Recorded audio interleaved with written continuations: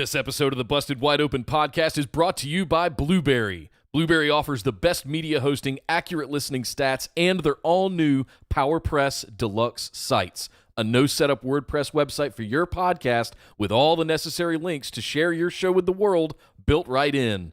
If you currently produce a podcast and are looking for a better host, or if you're looking to start a new one from scratch, head over to orbitaljigsaw.com/BWO and sign up for the best media hosting and a PowerPress Deluxe site to get your first month absolutely free. That's orbitaljigsaw.com/BWO, or just use the promo code BWO at checkout for your first month absolutely free.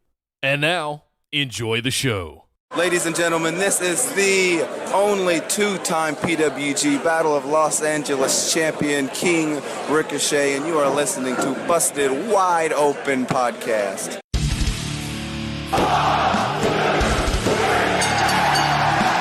You're listening to the Busted Wide Open Podcast, dropping the elbow on the hottest topics in sports entertainment and the world of professional wrestling. With your hosts, Nick Howell and Sir Ian Dangerous. Coming to you from the Orbital Jigsaw Network Arena in sunny Southern California.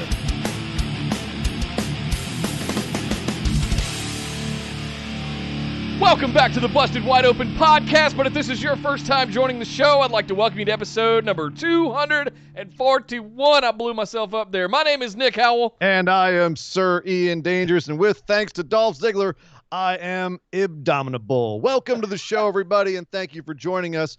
And we have quite a bit to discuss today, Nick. We had a pretty packed Raw last night over there in WWE land. And we also have a little something else to discuss, but we can't get to that yet, Nick, because we got to do some housekeeping, and then we can move on with the show. So stay tuned while Nick runs down the housekeeping. Yes, guys, come over and join us in our Discord community. It is the place to be. That is where we're trying to get everybody to come and join us for live chats all throughout the week. Fun lifestyle stuff like movies and TV and music and all kinds of good stuff. But we have dedicated chat channels for Raw, AEW, NXT, SmackDown, Ring of Honor, New Japan, all kind of stuff over in the BWO Discord, plus dedicated chat channels for pay-per-views, such as the New Japan Cup that is going on right now. We've got Extreme Rules in 3 weeks. We're going to have Fighter Fest stuff happening this week and next week, so all kinds of stuff over in the Discord community. Come over and find us. The link in the description below or pinned across our social media profiles. You can also find us under Busted Wide Open over on Facebook. Follow us on Twitter and Instagram at BWO Podcast. And make sure you're subscribed right here at youtube.com/bustedwideopen and got your notifications set to all. We've had a lot of concerns over notifications or lack thereof. Thanks, YouTube. But make sure, one thing to check is make sure you've got them set to all. I think by default they go to personalized. So make sure you got that little bell set to all if you do want to get notifications for when we do things such as BWO Daily every single day throughout every week. Those are going fantastic. Thank you, everybody, for showing up. I've been toying with the premieres, too, so we can do live chat as they go up for the first time. So thank you, everybody, for showing up for those. We're doing some fun experimentation with that. Last but certainly not least, our patrons. If you'd like to get in on some exclusive rewards for the show, you can head over to patreon.com/BWO. Sign up for one of those reward tiers over there to get access to show notes, the ability to play in our Patron Pick'ems Challenge for the Big Four pay-per-views. We'll see what happens with SummerSlam here in a couple of months, because some things are a little dicey right now, and we'll see how they end up figuring out how to do that one. But in addition to that, bonus episodes like the one we're going to be doing immediately after the show tonight. Surprise! Yes. Hey! Surprise! We're going to be doing your June bonus episode tonight for all of you that are $10 patrons. Are you a $10 patron yet? If not, you still got time. You got about an hour to go sign up right now. Patreon.com/BWO. Make sure you get signed up over there. That is the best way to support the show. But Ian, we had one more. If I could pull a Steve Jobs and go, there's just one more thing. Yes, one more thing. You see, Nick, if you are a patron of this show, at a high enough tier, you get to produce your own segment. And we actually have a patron by the name of Jesse Money, who is actually, he's done that, and he's going to produce his own segment. And the segment is actually going to debut today on this very show after we cover Raw. And he's decided that segment will be called The Bright Side of the Ring.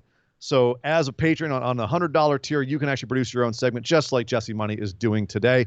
The bright side of the ring, he was thinking because there's so much going on in the world, he wants to have something positive to talk about in wrestling. So we will get to that segment later on in the show after Raw. So stick around for Bright Side of the Ring. Today we'll actually be covering Sammy for Syria, which is a charity that Sami Zayn started, and where that came from and how that works. But as a result, because we're covering that charity, Nick, all the proceeds from the show today, that means everything that we get over here in the super chat, any tips, anything like that, will all be donated to Sammy for Syria. So if you're in the chat, if you're listening to the show at any point, you throw us any money for this episode, that's all going to go to Sammy for Syria. So stick around. You'll find out about where that money goes and why it's going there and all of that later on in the show. But right now, Nick, we have to actually get to the meat of our show, and that means we have to kick on over and talk about Monday Night Raw.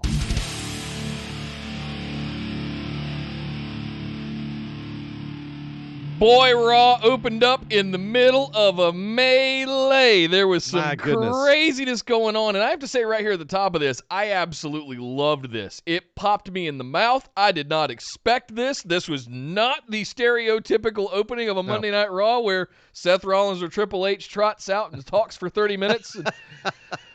No, it's Samoa Joe. We're just right in it. And this was a very fun way to handle what I was already just going, oh, God, 2 contract signings tonight? Yeah. We're going to have Drew McIntyre and Dolph Ziggler sign their contracts. Asuka and Sasha Banks sign their contracts. All right, it's going to be a contract signing, and things will probably go sideways. And we've seen it all a million times. What you hadn't seen was Raw starting, and immediately Samoa Joe's in the middle of the ring going, get some security out here. And he said, get the zebras. Get the zebras out here. Oh, he's classic. And no small part of me loved the irony of Samoa Joe trying to manage a contract signing, given his history in NXT with William Regal. Right. But that's neither here nor there. Sasha and Asuka were going at it. They had to be separated. When things were finally calmed down, Joe tried to announce the next 2 participants, but he was cut off by Dolph Ziggler's music, and out came Dolph Ziggler and then Drew McIntyre. We finally got things settled down, and everyone's sitting around a table. We finally got to a contract signing. And that's when Drew and Ziggler got to air their grievances. Ziggler, of course, saying, oh, Drew, I gave you everything that you are. I brought you back. I made you what you are. No one knows me better than you, which is why I will finally get my chance to be at the top of the mountain and beat you at Extreme Rules. To which Drew replied, au contraire, you're a loser who's never been able to quite make it to the top of the mountain, and I'm going to kick you back down to where you normally are. And I'll tell you what, I'll even throw in this, little Dolph buddy. You can pick the stipulation at Extreme Rules. Used to work for that show. Extreme Rules. You can pick the stipulation, and no matter what it is, I'll beat you. And as I explained later in the show, it was so that Dolph had no excuse at Extreme Rules, the horror show. Oh, it's this time of year, man. Great Balls of Fire. They always come out with the names around this time of year, and I tell you, it's something else. So that was the setup for this. Everyone signs their contracts. As Dolph tries to say more, Asuka interrupts him. She starts screaming. Sasha then gets on the mic and says that she's going to take over not only SmackDown with the tag belts, but Raw as well, and then the whole damn company, because she'll be on all 3 shows. SmackDown, Raw, NXT, have 2 belts. It's going to be all Sasha world. And then, of course, everything broke down again. Dolph fled before eating a Claymore. Everyone ran back up the ramp, and we had a mixed tag match made for later. So what did you think about, before we get to the tag match, what did you think about this setup, this format for a contract signing? Some stuff very much within the trope, but then they went out of the box on a few things. Yeah, the opening up of Raw, we played the intro, we had Skillet, we had all of stuff, and then it's just we're thrown right in the middle of this fracas that's going on in there. I absolutely loved this. It just caught me completely off guard, and I like being caught off guard in that sense with my wrestling programs. Surprise me, make me think outside the box of, oh my God, what are they going to do next? Yeah. That's the time when wrestling is fun, when there's unexpected things happening. You don't know what's coming, and we're leading to a pay-per-view known as Extreme Rules. We're already setting stipulations, all kinds of stuff happening in this opening 15 minutes of a 3-hour wrestling program. They got a lot done in a small amount of time right there at the beginning of the show that I really enjoyed this, if it wasn't clear. It opened up some time for later in the show. Not that you need to open much time on a 3-hour show, but it definitely gave them more time to have some actual wrestling matches later. And one of the things they had was the match between Drew McIntyre tagging with Asuka against Dolph Ziggler tagging with Sasha, which is, when you really sit back and think about it, that's some bizarre combinations that if a year ago you'd told us in 2020 you'll be sitting trapped in your houses watching Drew McIntyre and Asuka face Sasha Banks and Dolph Ziggler to anticipate a title match because 3 of them are title holders. And we're going to have a bunch of crowd that are from the PC and NXT students, spaced out 6 feet apart and all wearing masks, except for Kona Reeves, who just couldn't keep his mask on the entire time. I know the feeling. If you thought that, if you heard that a year ago, your mind would explode. But here we are. Here we are at that time. And as you would expect with the talent involved, that was a pretty fun main event. You had Drew just regularly kicking the crap out of Dolph selling like death, Sasha Banks being cocky and Asuka being angry. And it all just flowed together wonderfully, I got to say. And you even had Bayley on commentary. And Nick, we have been down on Bayley within the last 6 months for her heel character, for not being entertaining. And I got to eat my words. She was entertaining here. She's finding a groove, that's for sure. I'm still not over the moon about it, but it's not as bad as it was initially. No, I'm not doing backflips, but she's much more animated. She's much more entertaining. She's much more lively. She's got some really good, annoying heel qualities that I'm appreciating that she's really focusing in on. Yeah. So I've got to give credit where credit's due. I'm sorry, but the moment where Asuka was outside, Sasha was outside, and Bayley put her fingers in her ears, her thumbs in her ears, and waggled her fingers and went, "Blah." And then Asuka looked over at her, and Sasha was able to take advantage, and Bayley starts cackling afterwards about who falls for that. Yeah. 5-year-olds fall for that. That's good stuff. Yeah, that was funny. Definitely. So, can I also just 2 things real quick I want to say. One, Chris 1978, thanks for starting us off. $5 in the super chat. Thank you very much, sir. He says for the Daily Show, for this one, and the bonus episode. Attaboy. Thank you, sir. Just a reminder, guys, any of the proceeds that we receive tonight will be paid forward on to Sammy for Syria. So just keep that in mind as we head towards the Bright Side of the Ring segment later tonight. I see a few people just now showing up and saying hi in the chat. What's up, guys? The second thing I wanted to say was, how cool is it? I want you to everybody rewind 2 years. And future Nick shows up and says, guys, it's going to be, I know you're tired of Roman Reigns. I know you're tired of Brock Lesnar. But in the middle of 2020, the world's going to be on fire. But Drew McIntyre and Asuka are going to be on the top of WWE. It's going to be okay. Here's a hug and a mask. You're going to need it. But Drew McIntyre and Asuka, and it warms my heart to see Drew McIntyre and Asuka at the top of WWE right now. And honestly, in general. And also Asuka facing off against Sasha, which we haven't seen enough of, frankly. And this honestly, okay, so that was one of the things I wanted to talk about. Did this opening segment and this main event help make us more excited for Extreme Rules, Drew versus Dolph and Sasha versus Asuka? Not really. I mean, I feel like I feel like they're independent of each other. I'm saying the opening segment made me excited for it, but not the intergender tag match. No. See, I actually got more excited for Drew and Dolph in the opening segment because of that. The addition of the stipulation makes me go, okay, what's the stipulation? What's Dolph going to use to try and make an advantage here? Because he needs it. As we saw in the main event, Drew just has his number. At one point, Dolph tags out. Sasha gets in the ring and starts jawing at Drew, and Dolph's over on the apron. And Drew just kind of casually punches him in the face and knocks him flying like it's nothing. And he dominated Dolph in this match.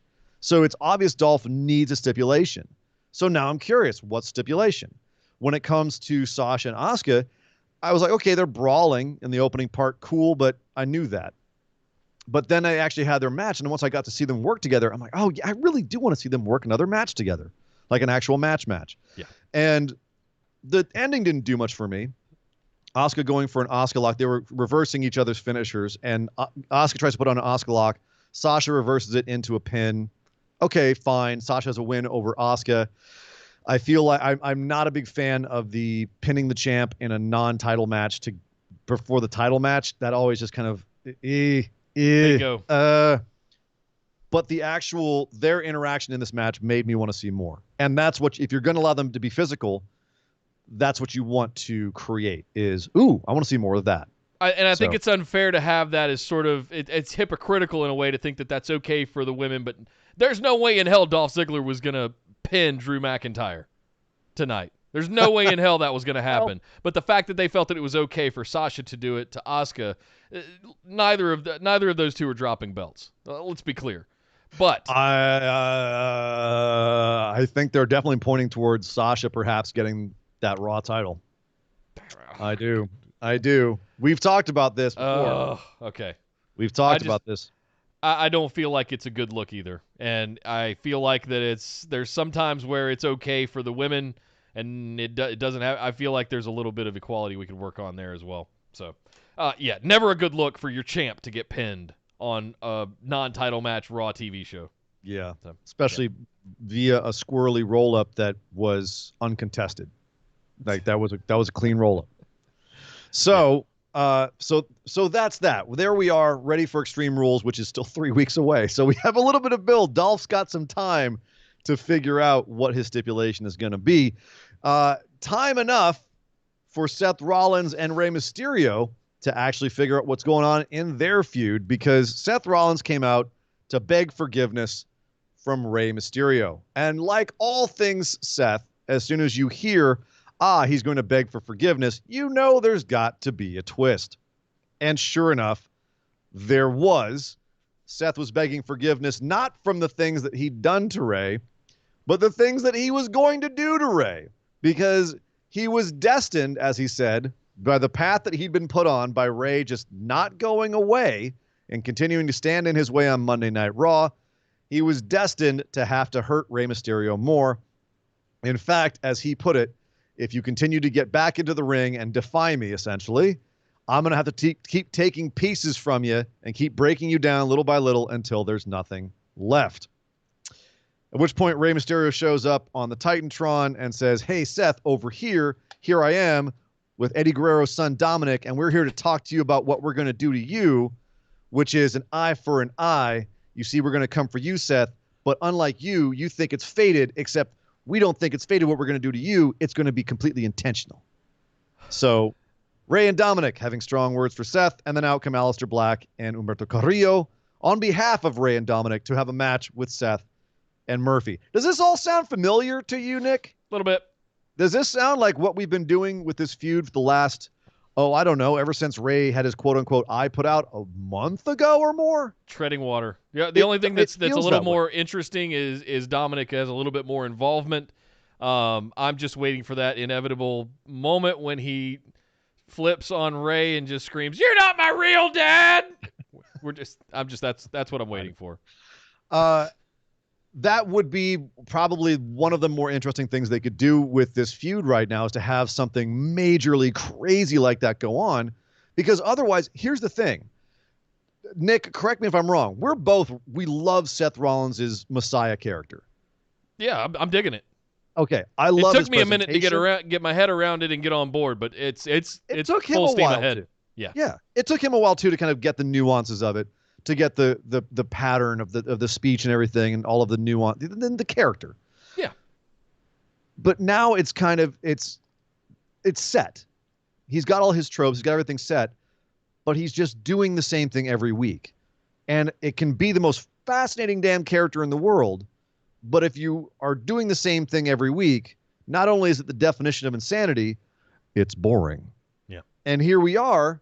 And this segment came on, and about halfway through I saw where it was going, and I just kind of went, okay, I've seen it. They've got to do something major here. They even had We had another of the same matches, Carrillo and Aleister Black fighting valiantly against Seth and Murphy. At the end, we need to talk about that. At the end, Seth and Murphy get an edge on Carrillo, end up stomping him, taking Aleister Black out, then putting Rey Mysterio's mask on Carrillo, trying to put his eye out on the stairs after beating up Aleister Black some more. They do get chased off, but they do get a stomp off on him on the stairs. So Carrillo's laid out in the stairs with a stomp. Black is hurt and nearby him, and Seth and Murphy are scampering back up the ramp. So, again, they're kind of trading off the finishes. Like, do Aleister Black and Carrillo stand tall? Do Seth and Murphy do damage to them and threaten to put out an eye and never actually do it except for Ray? It's all been done. They're as you said, they're spinning their wheels in the mud here with this. Yeah. A couple things again. Thank you very much, Kyle, for the $5 in the super chat. Keep that train rolling, guys. I feel like I'm watching Hot Fuzz with Seth. The greater good, repeated ad nauseum. There were several things that were like horror show, repeated ad nauseum last night. Just over and over again, just browbeating me with various different things going on. Here's the other thing I want to say real quick.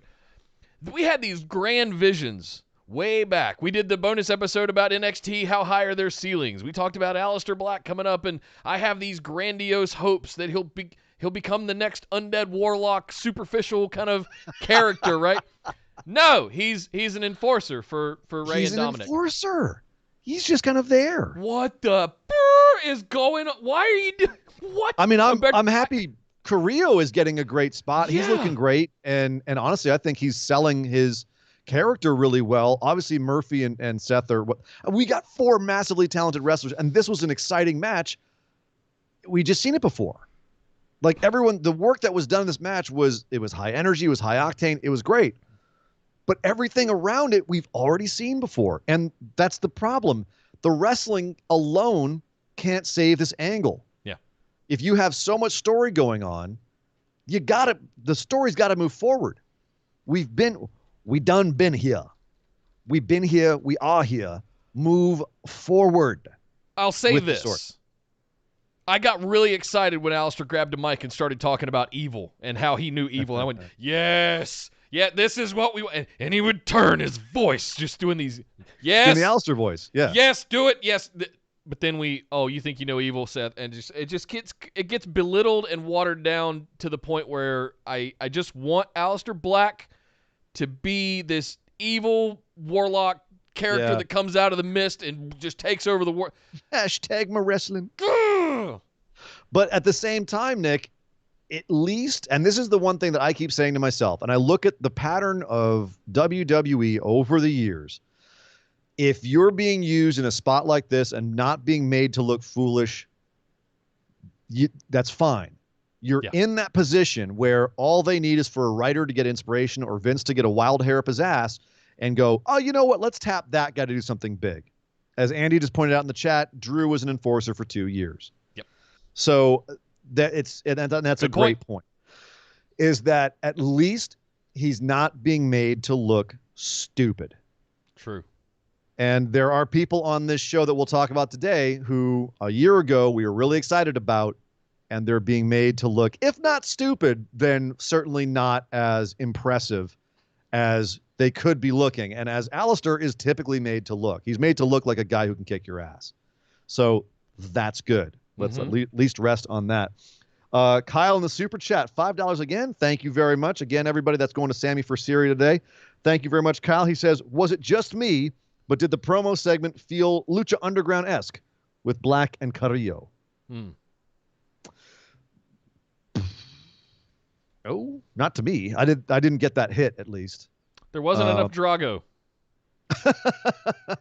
Yeah, it wasn't lit as cool. It wasn't as comic booky or Mortal Kombat-y. Yeah. Seth is a character that could be on Lucha Underground, but no one else is at this point. No one else involved in this is interesting enough or kooky enough. So, and I'd love it if they were. I want to see where this conversation around evil goes, Seth, and do we get a God devil kind of dynamic between Aleister Black and Seth Rollins? I'm on board with that. If we have a good versus evil kind of thing, okay. That's the problem is then you have to have Aleister be the center of attention here, and right now it's Ray. It's Ray and Seth. They're the two They're the two until Dominic turns on him. They're the fulcrums. Oh my God. Okay. Did you notice that there was that moment where they played it from last week where Dominic was standing on the mat, and Ray was standing on the second rope, and Dominic was still like as tall as he was? Yeah. Listen, Dominic didn't get that size from Ray. Oh my God. We're gonna still do this? Your conspiracy theories? Yep. They're still going? Absolutely. You all know it's true. Okay. Well, Kyle followed up saying the subject matter of the speech felt like Lucha Underground to him. I think that's just Seth and kind of that's the creepy vibe he's bringing to it. And it was I felt like a good it was good writing in the sense like it felt like a turn of phrase. It felt like Seth turned a phrase and then Ray turned it back around, talking about destiny in the future. So yeah, Krista Joseph's not writing for WWE anymore, so we can't say it was him. So it couldn't have been actually Lucha Underground. Seth's monologues are delivered like a good Southern Baptist preacher. And they go on and they go on and they go on and they go on and they go on. And, they go on. And it's a lot of reiterating the exact same things over and over again. And they do it for 2 hours and they call it a Sunday, right? At least he's not up there going, Damon Kang! Exactly. Where are you, Damon Kang? I know you're out there. I know you're out there. Well, he's not out there, but Big Show's out there. Big Show's and a big angry giant walking around backstage telling Garza and Andrade that he's taken their slot for their match against the Viking Raiders because he's going to talk. He's going to get some stuff about Randy Orton off his chest. Wait, you mean of course, Ferrari and Maserati? Right. Yes. Yeah. And Smurfette, and their manager. Big Show interrupting them as Angel Garza is trying to seduce ref Jess and try to get her to give a better outcome to their match. And then, of course, Charlie Caruso nearly catches him trying to hit on another woman. But, of course, he's just too slick for that. He's Angel Garza. And he turns right back around and goes, hello, Charlie. And, of course, Zelina Vega goes, shut up. Get out of here. Leave her alone. All right, $2 Chuck. You got any questions for us? Big Show interrupts all this, says, hey, I'm taking your segment. It's my segment now. They're all perturbed. So Big Show goes out to the ring and says, I got some issues with Randy Orton. You think you're a legend killer? I'm a legend. Come get me, Randy. But before Randy can, out come Andrade and Angel Garza to be like, yeah, you stepped on our toes backstage. We didn't like that. They surround the ring. Big Show is in there going, all right, come on, come and get me. When all of a sudden out comes Ric Flair, who, in my mind, really shouldn't be anywhere near the WWE right now, considering they just had a minor outbreak and we don't know who has what there right now. They say that they're testing everybody, but they said that before. Rick, you've survived the 80s. You survived all of the scares that you've had. Don't let COVID be the thing that takes you out, man. The Keith Richards of WWE. God. He's, well. Keith, we can't do any more drugs because you already did them all. Oh, yeah, so I did. Oh. We have to wait till you die and smoke your ashes. I'm totally stealing that from Dennis Leary. Love that. Anyway. Sorry, Mick, you so queen. Is Ric Flair counter-programming having Tully and Arn and Jake Roberts over on AEW? Like, what is the reason for having him come out and be some sort of advocate for, of all people, Randy Orton? Randy Orton needs no advocate. It feels like to me, we got a long time till Edge comes back. So we got a lot of slow playing to do with good old Randy Orton.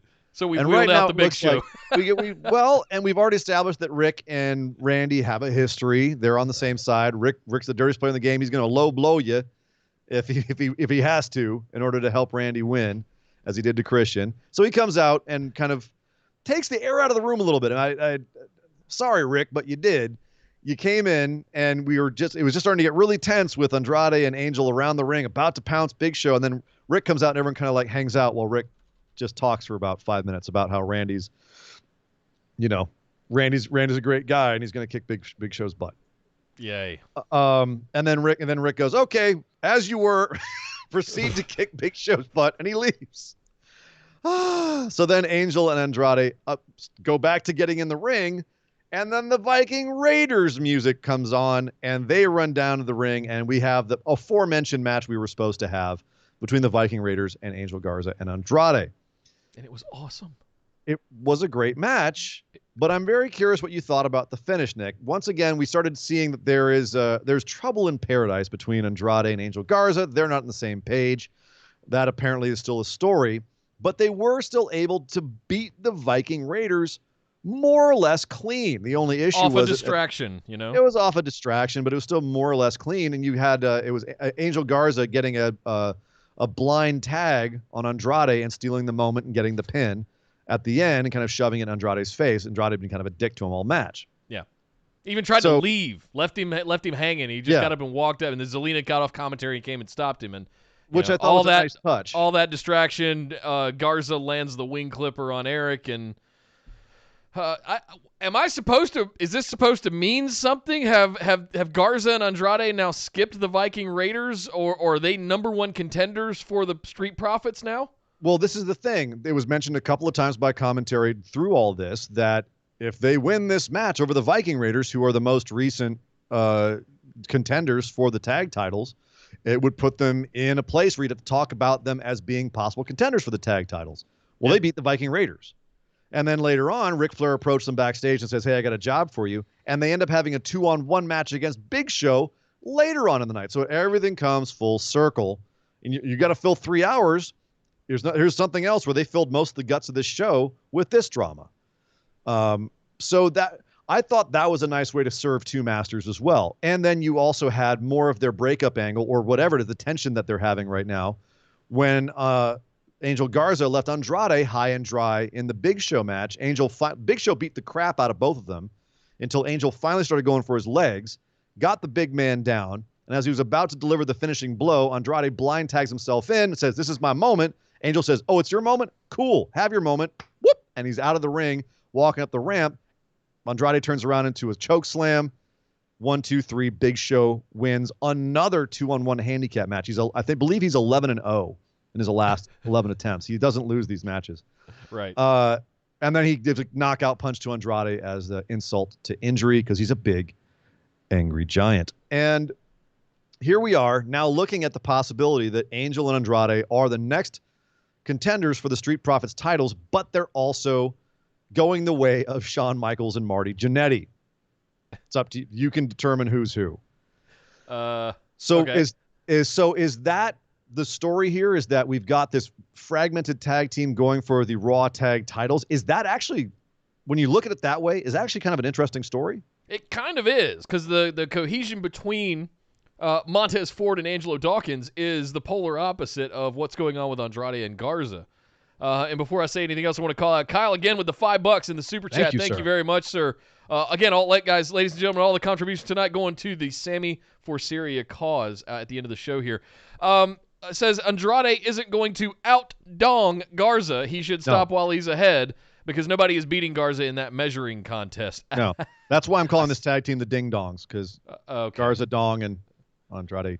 Now, if it were Finn Balor and Angel Garza in a tag team, our eyes might bleed. There's the Dong Dongs. Yeah.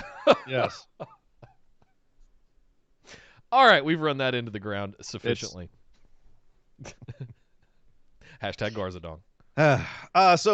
So I'm actually not mad at that if that's the direction that they're going with this. No. And to be honest with you, it could actually be more interesting if they do pull together enough to win them, and then they're the tag champs while still having all of these fractures within their tag team, if Zelina can keep them together long enough. So look how nuts we all were at the beginning of the year with Hangman Page and Kenny Omega having their little bit of splintering issues and uncertainties and all of that. And that's what I'm basing this on when I look at exactly what you just said. If we strap them, if they are the heels that take the Raw Tag Championships off of Street Profits, and we're still dealing with a lot of this stuff, I don't think that's gone too well for the AEW Tag Team Championships over there. So I've got a sour taste in my mouth about it, frankly. Kyle coming back real quick with another $5. Thank you very much, man. He says, on a serious note, way to make Garza strong against two super heavyweights as a cruiserweight. I was shocked at Garza taking down Show by himself. Yeah, I thought my eyebrows went up when he took down Show as well. I know it was convenient for the story in the moment, but it did make Garza look really good. And one wonders if that's indicative of a bigger picture, a perception of Garza, or if that was just for the story of this match. If they do split up, if this isn't going towards a tag title ship, but if it's going towards a split, who's the Jannetty, who's the Michaels? Or do they become two viable singles wrestlers?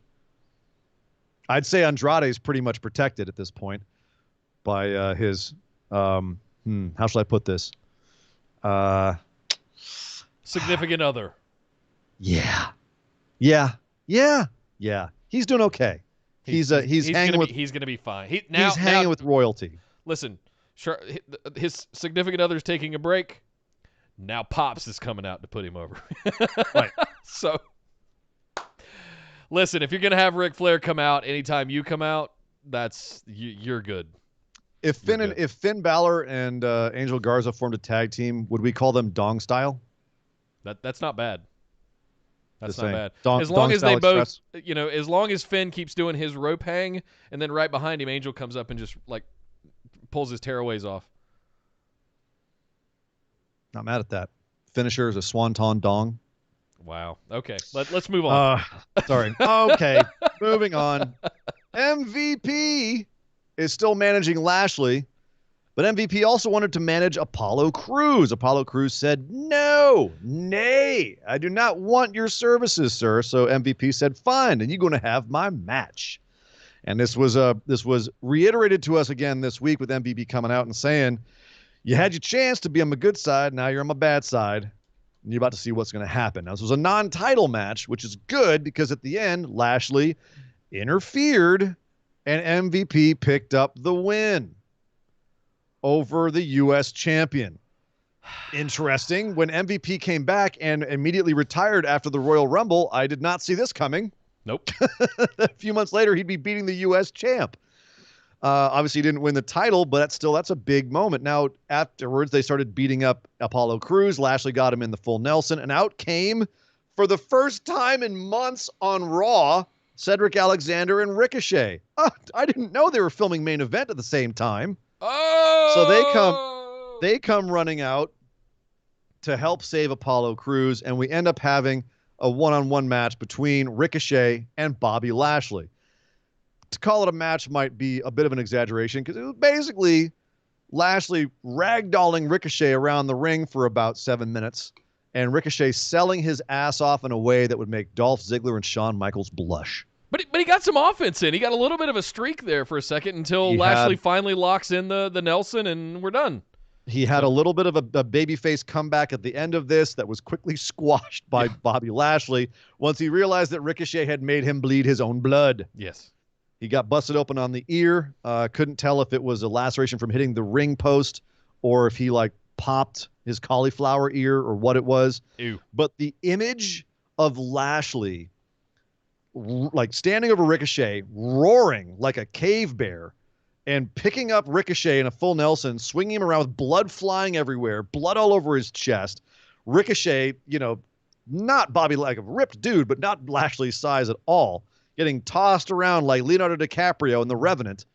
It was a startling image, and I have to say that from the beginning of this match, even a little bit like his presence in the Apollo match, this is the most terrifying Bobby Lashley has looked since he came back to the main roster, and I love it.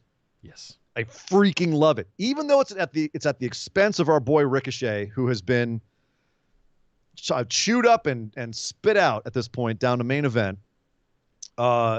This was actually one of the more entertaining parts of the show. It was. And this is what we've been waiting to see old Bob Lashley get to. It's what we kind of wanted. When he came out as a surprise entrant, or when he re-debuted, I think it was after Mania when he came back, the Raw after Mania or Raw something. I don't remember exactly where he re-debuted off the top of my head. But when I saw that was my immediate thought was TNA Bobby Lashley.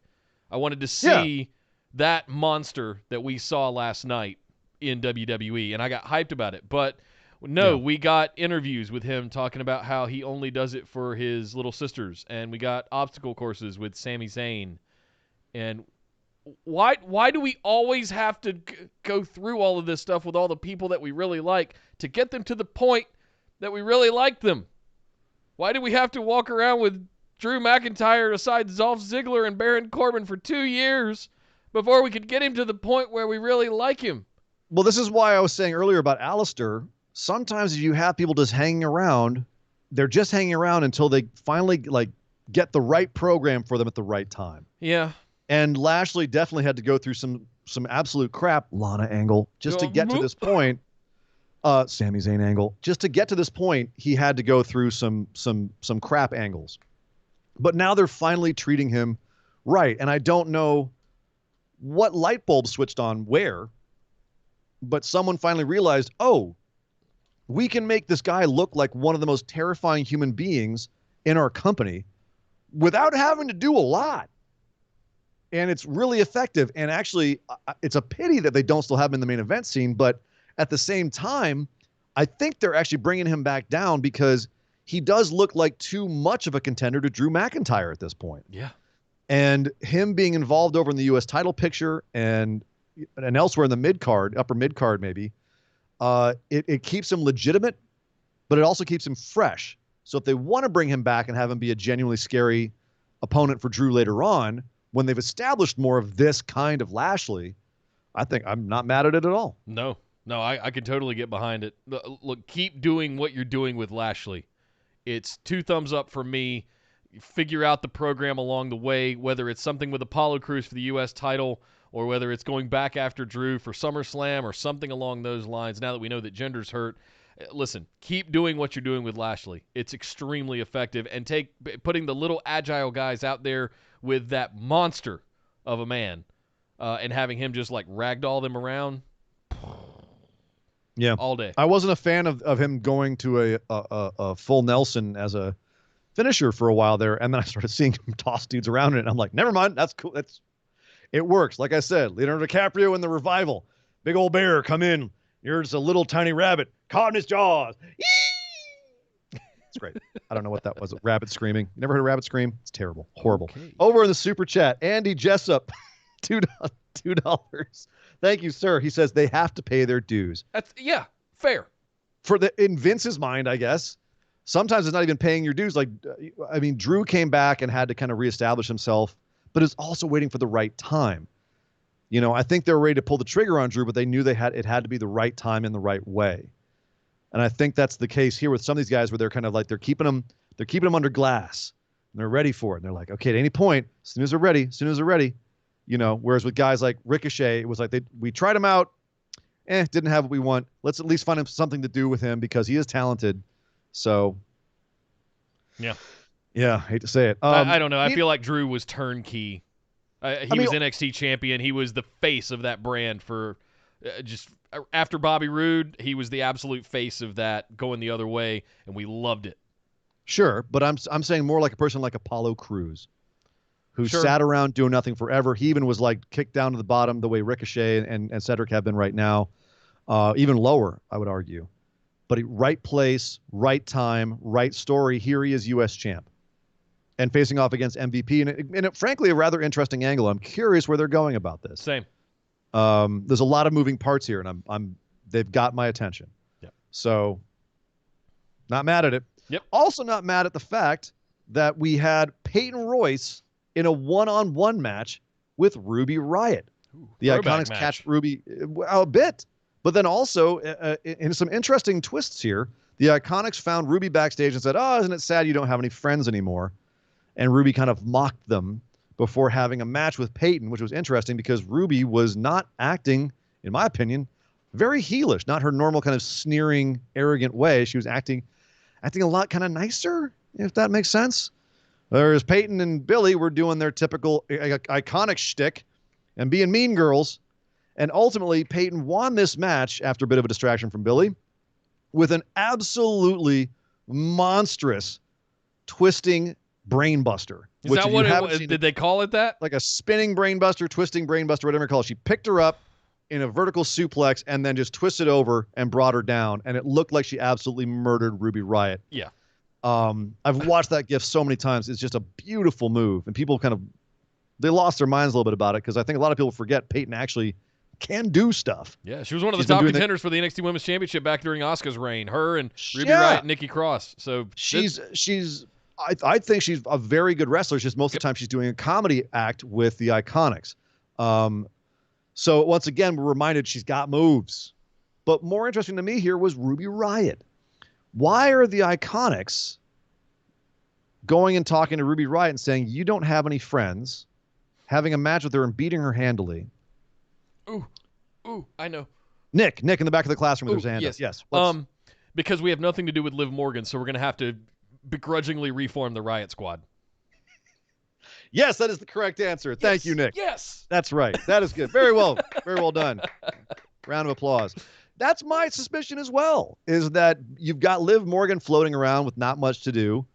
You've got Ruby Riott floating around. She's now lost something like 11 matches straight. It's worse than that.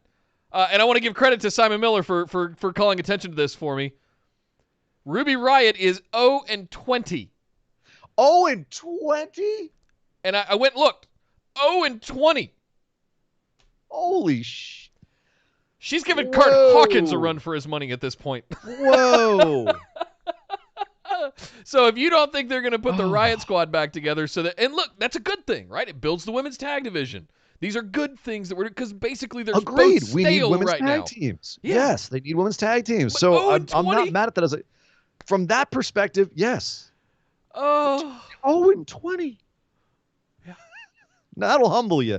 That'll humble you and send you back to your blonde lesbian friend. Is that still what Liv Morgan's gimmick is? I don't know. I don't know anymore. Bi dominatrix thing. Lana was ringside and she had no reaction last week. So I don't even know what to do. Wouldn't you still be upset? Liv Morgan, what is your gimmick? They can't push you without a gimmick. All right. Well, we're going to just take a deep breath on that. Either way, I'm excited to have Ruby Riott, Liv Morgan team back up. Riot Squad back together would be the best thing for both of them right now. It would be the best thing for both of them. And having a feud with the Iconics, I think, would actually make for some good matches and some good TV. So that's all I got to say about that. Finally, the last match on Monday Night Raw was a very short one. Barely call it a match. R-Truth versus Akira Tozawa and his ninjas for the 24/7 championship was actually defended in the ring. And in true 24/7 fashion, R-Truth faked a knee injury, rolled up Tozawa in about 1 minute and 26 seconds, won his title back, dodged a couple of ninjas, and ran out of the building. All right. Well, Nick, does this feel like dropping the ball a little bit to you on like a fun, silly, ridiculous concept? The motorcycle ninjas or the 24/7 championship or R-Truth or all of the above? Not R-Truth. I think it's his shtick. That's kind of his thing. More Tozawa and the ninjas as involved with the 24/7 championship. I feel like you'd have had a lot of shenanigans going on with that. And it was just, once again, we're propped up with something like, hey, wouldn't it be cool if Gronk had the 24/7 title and did something with it? Hey, what's Riddick Moss doing at the 24/7 title? Hey, whatever it is, Jinder Mahal being pinned on a plane. You know what I mean? Like all of these things have happened with this title where you're like, this could be some really cool stuff. And then all of a sudden it's like, oh no, he beat him the next day and we're all done with all of that. And if we never see Tozawa and his ninjas again, it's going to be one of those things where I just throw papers in the air and go, you had motorcycle ninjas that just writes itself for weeks and weeks of content, silly, fun content. And you just went, nah, don't need it. Don't want it. We're good. I still want the motorcycle to fall over on Akira Tozawa. Well, I guess he's not. Well, I wanted him to say that the motorcycle becomes 24/7 champion. Yeah, well, you're going to some DDT for that. I mean, that's some wacky out there stuff. I don't know if WWE's ready to go that far yet, but I just want a little, like, if you're gonna go crazy, go crazy. Yes. So yeah, this was a little disappointing for me. Just go, if you're gonna do it, go all the way. Like Chris, 1978 in the chat, $5. Thank you very much. He says charity. And that is appropriate because every dime we get today will be going to Sammy for Syria. So thank you very much, Chris. We very much appreciate that. And thank you for your generosity. And thank you, everyone, for your generosity. But that was Monday Night Raw. Well, thank you very much, Sir Ian Dangerous. Guys, I want to introduce the next segment. Ian did talk about it at the beginning of the show. Go ahead, sir. But before we do that, Kyle, Line Drive snuck in another $5 before we got out of this. He snuck it in. Come Says on. Kyle booking, Aleister Black wins the 24/7 title, so people finally pick a fight with him. Sorry, pick a fight with him. Yeah, no. I keep our boy away from that title. My Don't Aussie speak that- friends will go, yeah, nah. Yeah, nah. Yeah, nah. Yeah, nah. Nah. Oh God, I get jokes funny, but don't put that evil out there. They might do it, dude. No. They might Just do it. no. Just no. Oh, Well, guys, oh, as my Ian gizzard. said at the top of the show, we have been doing Patreon for a couple of years now. And one of the things that we set up one of the original things we wanted to do was to allow people to come on and be part of the show. And it took a couple of years for someone to finally step up and co-produce a segment for the show overall. And we worked. This was interesting. It was one of those things where we had to work with that individual on their concept and what they wanted to do and what they wanted it to be. And ultimately, all credit goes to Jesse Money for coming up with Bright Side of the Ring.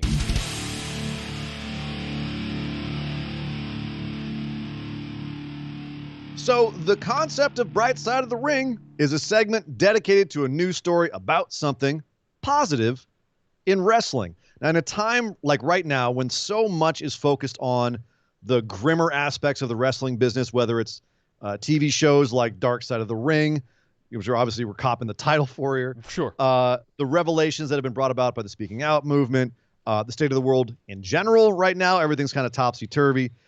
It seems like it would be a beneficial and necessary duty to concentrate on stories which highlight the good that people can do and that talents are doing, talents who are using their visibility to create joy or eliminate suffering outside of the wrestling ring and their chosen profession of entertainment. They're already giving to us in wrestling and entertaining and giving of their bodies, but what are they doing beyond that? Are they going above and beyond? So whether it be special interest stories, whether it be about wrestler, we've got some ideas for it. You'll see as the weeks go on, as the months go on, we'll be coming back to this segment a lot. But today's segment, we wanted to actually highlight a charity. We wanted to highlight Sammy for Syria, which is a charity that Sami Zayn started in WWE. His real name, of course, Rami Sebe.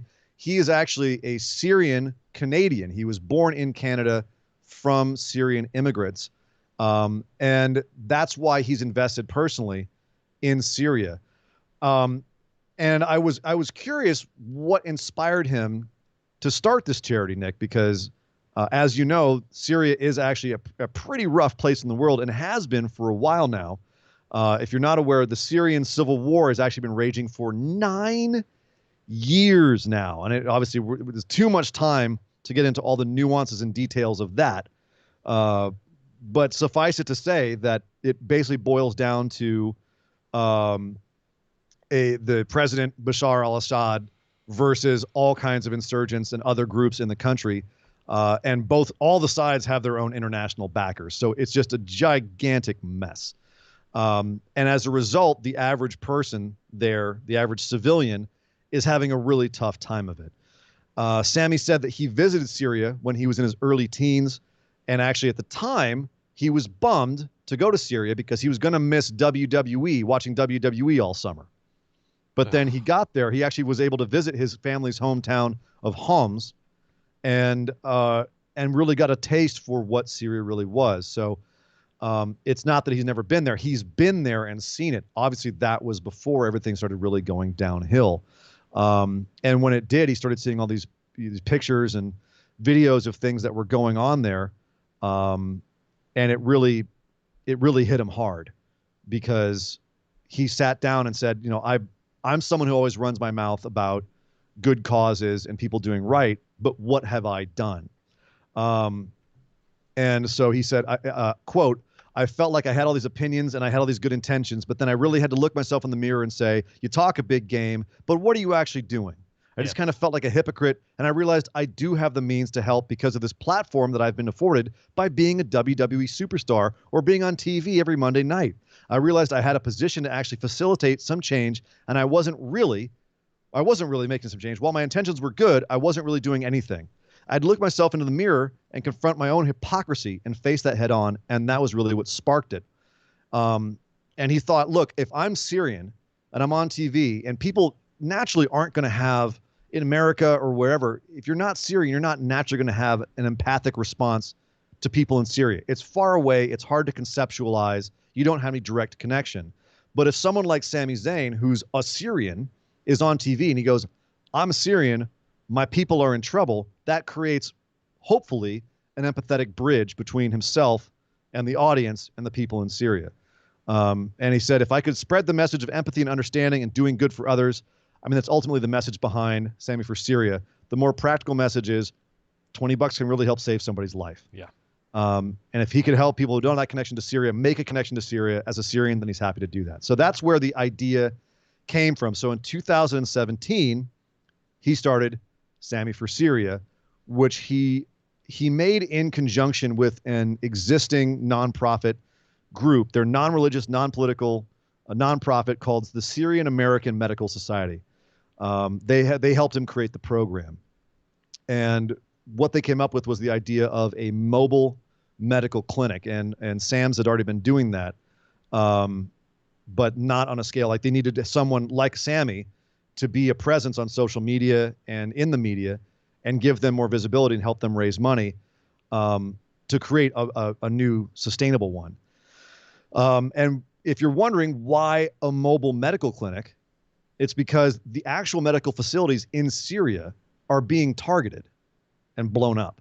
Yeah. So it's also really cost effective, sustainable, and you have a lot of people who are stuck. It's too dangerous to move around. So they can't get to places where medicine actually might exist. So the medicine has to come to them. So in July 2017, Sami hit his initial fundraising goal of $50,000 in 1 month. He started in July, ended it in August. He hit $50,000, which was enough to keep this thing going for 6 to 8 months. He ended up clearing about $100,000 that entire first year to keep it going. On average, when it's active, the clinic itself runs about 1,200 procedures a month. Wow. And it does everything from treating preventable chronic diseases, the kind that you get when there's no access to fresh running water, the kind that you get where you don't have regular access to medical facilities. There's a midwife on hand to help with feminine care and pregnancies. There's actually another one that Sami himself is kind of his personal touch, from what I understand. There's actually a psychiatrist and a psychosocial worker on hand as well to provide mental health assistance, because as he says, it's traumatic enough to see these images, let alone live in them. And then his own empathy dictated the rest. Obviously, these people who are going through these kinds of traumas, they must need some mental care as well. So that was his touch to say, let's get someone who's involved with this who can help treat people mentally as well as physically. Yeah. So as of 2018, they were able to continue doing this, and they actually started adding a humanitarian aspect to it as well. They started carrying fresh water, food, baby formula. They actually gave out over 30,000 meals in 2018. So that's Sami for Syria. That's what this whole concept that he created was, and it all came about because he looked at his home country, and his own internal empathy created a desire in him to help others. And it's kept going. He actually received an award for doing this, and is actually in the middle of a fundraiser right now. They have a $60,000 goal that they're trying to hit right now. They're actually at $57,500 as of when I was researching this today, because apparently between April 2019 and March 2020 of this year, a bombing campaign over northwest Syria has actually started endangering even more people. About 4 million innocent civilians, and about 1 million people have fled their homes, and some of them are actually out trapped in the desert where there's really nothing. Also, because of the lack of medical care, the risk of COVID has now gone up as well. So that's another concern they've got right now. So there's a ton of necessity there right now. A bunch of people have donated over the years, names like Kevin Owens and Seth Rollins. They've each given thousands of dollars. Roman Reigns. I've donated personally. Yeah, same. Bo Dallas, Finn Balor, Daniel Bryan, Mick Foley, Brian Kendrick, Becky Lynch, Chris Jericho, Shinsuke Nakamura, and many more that I couldn't. That's all the names I got, and there's many more. So that's the concept of Sammy for Syria. And there was just a quote that I found from him that I want to just kind of end this segment on, and that was, he said, "Spread as much kindness and compassion as possible to counterbalance all the horrible things in this world." That's the idea behind it. Go to SammyForSyria.com if you want to help or donate. So that is Sammy for Syria. Nick, I see over in the chat, JB threw in $10 during this. Thank you very much, JB. That, of course, will be going to Sammy for Syria after the show today. She said, "Congrats on the new segment. Looking forward to many more bright sides of the ring. Hashtag BWO gives back." Thank you. I think this is an amazing cause. I think it's something where we have to keep in mind what he's actually supporting here, because I want you to imagine for a minute that your main street, your grocery, your gas, your everything, the things that you need to survive have been bombed out, and there's no resources, there's no food, there's no water, there's barely electricity, probably, much less medical care. So I think all of these things are being cared for, but what Sammy has focused in on is the health care, both mental and physical health care. And I absolutely, he's been at this, look, like you said, it's been going on for 9 years. It's unfortunately doesn't look like it's coming to an end anytime soon, so we're just going to need to give more. The fact that Sammy has done this, because of his descent, he's not been able to participate in certain shows around the world. There's all kinds of things, and he's never let any of that get him down. He's just kind of plowing forward and making good change happen. And I think that's the biggest message right here, is that, and the brightest spot for me in this Bright Side of the Ring segment, is that with everything that is going on, there's this sort of bright spot of Sami Zayn helping people in a war-torn country, in the middle of one of the hottest zones in the world, making sure that the people that are the victims of this war are getting all of the health care that they need, as if it's a sort of mobile clinic. And I think he has aspirations to put even more of these things together, to just be basically roving around the suburbs of Syria, helping people get what they need. Well, wherever. And the thing that really strikes me about this, again, is, and this to me is the real story, because the point of the segment is to highlight the wrestler and what their actions are creating. For me, it was more speaking to his character as a person, as a human being. Yeah. The fact that he was able to sit down and, upon self-reflection, realize that he had the ability, because of his status, because of his privilege, because of where he was, he had the ability to reach out and reach a hand out to people and help up others. And he did it in a way that was essentially, it was direct. It wasn't just saying on social media, "Hey, everybody, keep Syria in your thoughts." It was, no, what can I actually create with the power that I have? Yeah. So the fact that he took a moment to reflect on himself and come up with this and create this, to reach out and put in the legwork and put in the effort to create this way of helping people, I think is the thing I want to highlight, is that there are people out there and that there are wrestlers out there where this is what they do with their free time. Yeah. There's, for everything that we see that we shudder at, especially the last few weeks, doing the news show has been particularly rough for us, because we're keeping like, oh my God, there's so much bad news. Thinking about this and, all the people that we're disappointed in, well, let's look at somebody where we can say, hey, this is a guy who's doing something that's a shining example of what we want to see in a human being, what we want to see people doing, helping each other, bringing some light to the world. So that's what this segment was about. And to close it off, Will James threw $20 in the super chat and paying it forward. Thanks for bringing this to the forefront. Love you guys. Thank you for that. Thank you, Will. Will. JB, Very Kyle, cool. with all of your super chats, and Chris. Thank you guys all throughout the show today. And I hope you guys enjoy Bright Side of the Ring. It feels like a little bit of a downer, but it's a kind of a good, uplifting thing. There's good happening. Yes. We can do good. And again, guys, thank you to everyone who contributed today. All of that will be going to Sammy for Syria, and all of that will be obviously being funneled to help people in Syria. So that ultimately will be the positive change. Yes, absolutely. And speaking of positive things, it's that time of the show where we have to go over and do what we like to call our moment of positivity. Mop, mop, mop, mop, mop, mop, mop, mop, mop, mop, mop, mop, mop. That's right. The moment of positivity brought to you by Sean Clark, one of our lovely listeners who wants us all to go out into the world with a more positive aspect, feeling a little bit better. And so at the end of the show, even though we kvetch about some things, we want to talk about something that was positive, that made us happy, that made us feel the butterflies, the fuzzies inside, so that we can all concentrate on something good when we go back out into the world. So, Nick, what was your moment of positivity for this week? The epiphany that I had at the end of the opening scrum, where you had Drew McIntyre standing next to Asuka, leaning against the ropes as the shitty little heels ran off to the back, and you had that camera shot looking up at Drew McIntyre and Asuka as if they were the banner of WWE, and I went, yes. This is the WWE I've wanted. These are the two that I've wanted at the top. You mark. We're finally here. It's time for Drew McIntyre and Asuka to run WWE. We'll hopefully see how long it lasts, at least for the next 3 weeks. But it was just that moment that I recognized it with Drew McIntyre's music,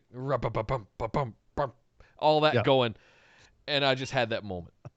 That was my moment of positivity, literally. I just had that. Fair enough.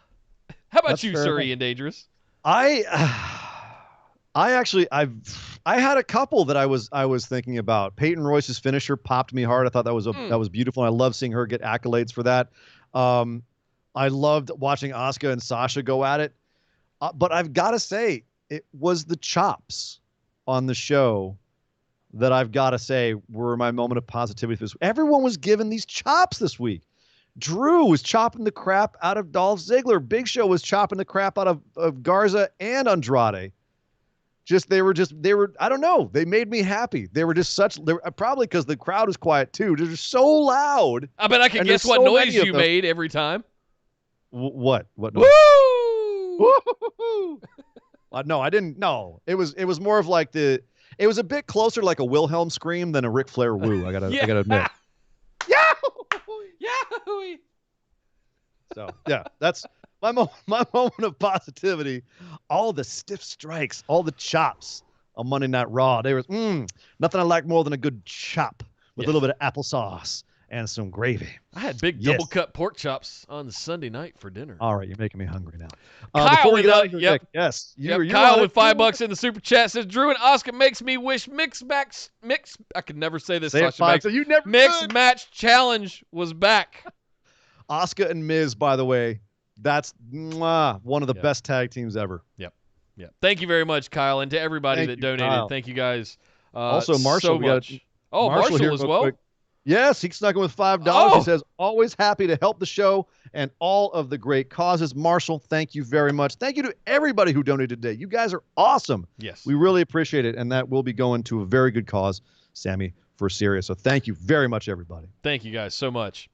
Well, that's our show, folks. Thank you very much for joining us for Busted Wide Open. We hope you guys enjoyed that. Make sure you're subscribed to the channel here on YouTube. Have your notifications set to all. Get into our Discord server. The BWO Discord is the place to be all throughout the week.